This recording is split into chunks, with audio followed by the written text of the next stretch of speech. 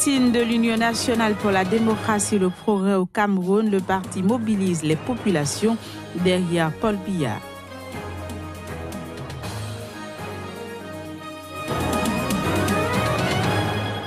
Tournée africaine en solo de la première dame des États-Unis en Afrique, Melania Trump, est arrivée au Kenya ce jeudi.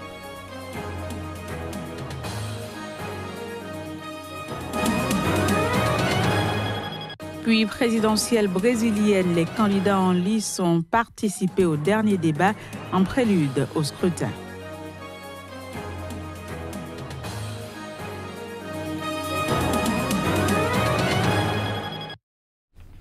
Nouvelle session de l'information sur Sika TV. Bienvenue à toutes et à tous.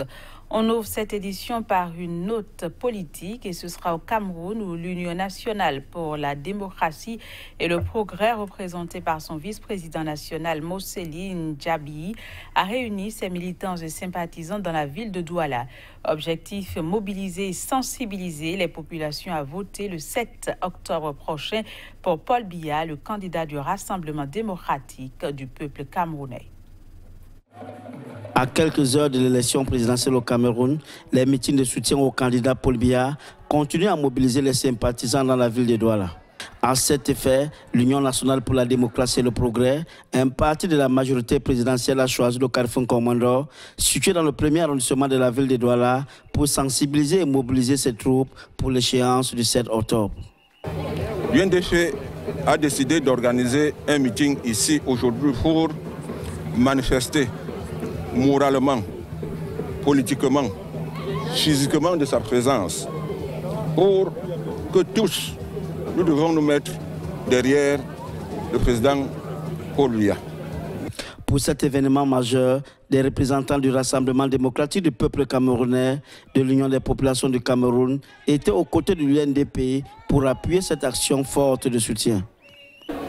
Le RDPC est un allié naturel pour nous depuis 1992, période pendant laquelle le pays a failli basculer. Nous n'avons pas choisi Biya pour rien. Nous sommes un parti qui veut également aller au pouvoir, mais nous savons que le temps travaille. Pas loin d'un millier de personnes, selon les organisateurs, ont répondu présent à l'appel du meeting de l'Union nationale pour le progrès. Dans cet exercice de tribune qu'il affectionne particulièrement, le vice-président national de l'UNDP a érigé le département de Vori en bastion acquis au candidat Paul Biya. Un soutien plein justifié par les nombreuses réalisations déroulées par les différents orateurs à ce meeting, dont les plus récentes et emblématiques pour le Vori sont les chantiers de la Coupe d'Afrique des Nations 2019 et l'aménagement des voiries dans les pénétrantes est et ouest de la ville de Douala qui sont en train de métamorphoser la cité économique du Cameroun. En République démocratique du Congo, les candidats à la présidentielle ont rencontré Corneille Nangaa, le président de la Commission électorale nationale indépendante CENI. C'était ce jeudi à Kinshasa. Les détails dans cet élément. À l'initiative de la Commission électorale nationale indépendante, les candidats à la présidentielle ont rencontré ce jeudi à Kinshasa Corneille Nangaa. Au cours de cette réunion, les candidats de l'opposition ont demandé des précisions sur le financement des élections. Ils ont aussi une fois de plus rejeté l'usage de la machine à voter, cet outil de vote par écran tactile qui doit être utilisé pour la première fois dans le pays lors des élections de décembre prochain. Mais pour la Commission électorale nationale indépendante, il n'y a pas d'autre alternative envisageable s'il faut respecter l'échéance du 23 décembre. Les opposants ont également demandé que soient extirpées des listes électorales les 16,6% des électeurs enrôlés sans empreinte digitale qu'ils considèrent comme électeurs fictifs. En réponse à cette demande, la CENI a estimé que c'était un faux débat étant donné que la loi n'exclut pas du processus électoral les électeurs concernés par ce cas. Face à ces divergences, la CENI et les 21 candidats ont décidé de la mise sur pied d'une commission technique pour poursuivre les discussions. La prochaine rencontre entre toutes les parties prenantes est fixée à la semaine prochaine. Au Bénin, la Cour de répression des infractions économiques et terroristes CRIET, récemment créée, a effectivement connu hier du dossier 18 kg de cocaïne. En absence des prévenus, dont l'homme d'affaires Sébastien Adjavon, devenu acteur politique, le dossier a été renvoyé au 18 octobre prochain. Le point dans ce reportage. C'est dans un environnement ultra sécurisé, avec un fort détachement d'hommes armés, que s'est ouverte l'audience devant connaître de l'affaire dite de 18 kg de cocaïne, cette fois-ci devant la CRIET, la Cour de répression des infractions économiques et terroristes, le nouveau-né de l'appareil judiciaire béninois. En l'absence des prévenus, le débat de fond n'a pu se faire. Il y a surtout l'article 428.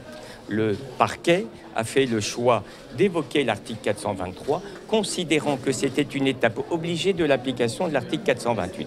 Mais la lecture de l'article 428 est d'une clarté tellement limpide qu'elle ne permet pas la contestation ou la remise en question. La représentation est autorisée. Deuxièmement, dans son principe de liberté, le prévenu a le droit de venir ou de ne pas venir devant une juridiction à la condition qu'il soit représenté.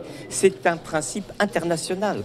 Nous le trouvons même devant les juridictions internationales où la représentation est possible. Je rappelle d'ailleurs à titre d'exemple que nous sommes allés plaider avec Maître Isiaka Mustafa devant la Cour africaine des droits de l'homme et des peuples.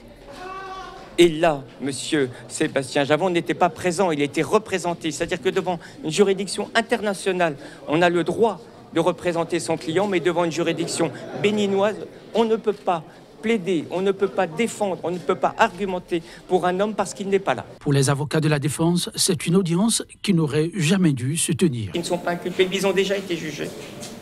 Ils ont déjà été relaxés. Et encore un grand principe de droit pénal international est celui de dire que lorsqu'on a été jugé pour des faits, on ne peut pas être jugé à nouveau pour les mêmes faits. C'est une règle mondiale.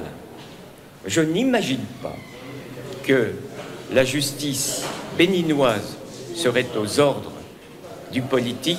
Pour les populations ayant effectué le déplacement de la CRIET, malgré l'accès presque impossible, aucun doute, on est en face d'un procès politique. Gouverner, c'est prévoir. Si on ne veut pas gérer le pays là, il n'a qu'à le laisser après. Oui, c'est vrai. Et aller ailleurs. C'est ça. Adjavon n'a rien fait pour Talon pour le il n'a rien fait pour Talon pour le mal.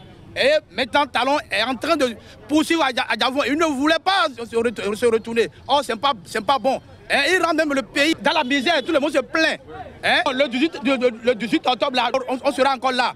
Et on sera même plus, on sera là en mars. On sera même plus très tôt, à 6 heures encore, on sera là. Dans 2 semaines, soit le 18 octobre prochain, rendez-vous est à nouveau pris à la CRIET pour la suite du procès.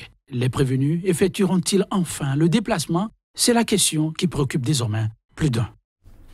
Au Bénin, toujours, le ministre des Affaires étrangères et de la coopération Aurélien Agbenossi a fait le point de la dernière participation du président Patrice Talon aux assises de la 73e Assemblée générale des Nations unies. C'était à la faveur d'une conférence de presse dont voici un extrait. Je dois dire que le président de la République, dès son arrivée, le dimanche 23 septembre, il a été immédiatement reçu à sa demande par le secrétaire général des Nations Unies, M. Antonio Guterres. Ce qu'il faut retenir, c'est qu'ils ont abordé les questions des relations entre les Nations Unies et le Bénin, la question de la stabilité dans la sous-région et aussi les questions de paix et de sécurité dans le monde, puisque ce sont des sujets qui préoccupent le président. Le lendemain, nous nous sommes rendus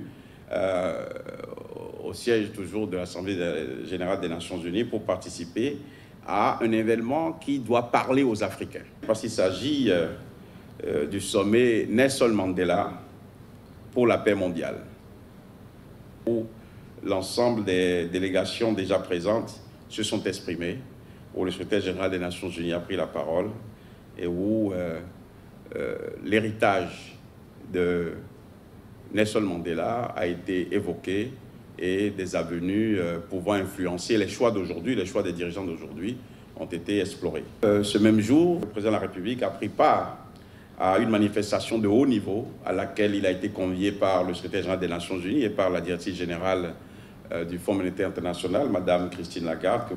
Et à cette rencontre, le président de la République s'est joint à des personnalités comme le Premier ministre du Canada, le président du Guatemala, pour aborder la question du financement des ODD. Une chose est de fixer les objectifs de développement durable. Une autre est de réfléchir pour trouver les voies et moyens de les financer. Un autre événement sur lequel je voudrais appeler votre attention, c'est la table ronde sur le rôle des pays, le rôle des partenariats publics-privés, j'allais dire, donc le secteur privé, mais aussi les États, dans la gestion des aires protégées.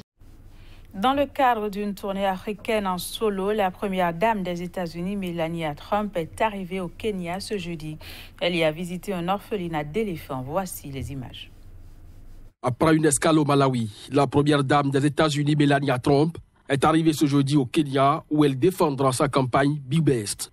Il s'agit d'un projet humanitaire essentiellement dédié aux enfants dont elle espère accroître les capacités en collaboration avec l'Agence américaine de développement USAID. Agence également présente au Kenya, participe à divers programmes notamment sur la petite enfance, l'éducation ou encore la prévention du VIH-Sida. Au Kenya, Melania Trump rencontrera la première dame Margaret Kenyatta qui anime une initiative similaire, Beyond Zero Initiative, destinée à atténuer les problèmes de santé des mères et enfants de son pays. Dans le cadre de son séjour, la première dame des États-Unis va visiter un orphelinat d'éléphants. La prochaine et dernière étape de sa tournée africaine sera l'Égypte.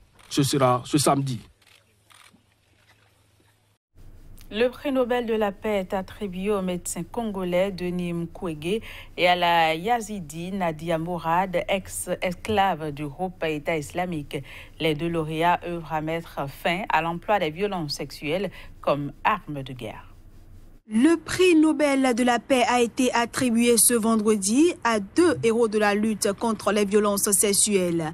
Il s'agit du médecin congolais Denis Mukwege et à la Yazidi Nadia Mourad, ex-esclave sexuelle du groupe État islamique. Le comité Nobel norvégien a décidé d'attribuer le prix Nobel de la paix 2018 à Denis Mukwege et Nadia Mourad pour leurs efforts visant à mettre fin à l'utilisation de la violence sexuelle comme arme de guerre et de conflit armé. L'un gynécologue réputé mondialement pour soigner les femmes victimes de viols dans les conflits du Kivu, l'autre ex-esclave devenu porte-parole d'une cause. Denis Mukwege et Nadia Mourad incarnent une cause planétaire qui dépasse le cadre des seuls conflits, comme en témoigne le raz-de-marée planétaire MeToo, déclenché il y a un an par des révélations de la presse. Puis au Brésil, les candidats à la présidentielle ont pris part au dernier débat avant le scrutin. Un seul candidat n'était pas au rendez-vous, celui de l'extrême droite, Jair Bolsonaro, absent pour raison de santé après avoir été poignardé début septembre. Le candidat prenait parallèlement part à une interview, chose qui n'a pas plu à ses adversaires politiques qui ont dénoncé son manque de culture démocratique. On écoute. C'est la preuve d'un manque de culture démocratique et c'est une preuve flagrante que Bolsonaro est fasciste. Sa campagne est vide de contenu, de propositions. Il est une figure vide qui n'a apporté aucune contribution au Brésil ces 30 dernières années. Est-ce qu'il va le faire maintenant? C'est une chose d'être solidaire avec quelqu'un qui a été victime d'une attaque lâche. C'en est une autre de choisir le président du pays, de savoir ce que cette personne pense, ce qu'elle propose. Voilà, c'est la fin de ce journal. Merci de l'avoir suivi. Au revoir et bon week-end à toutes et à tous.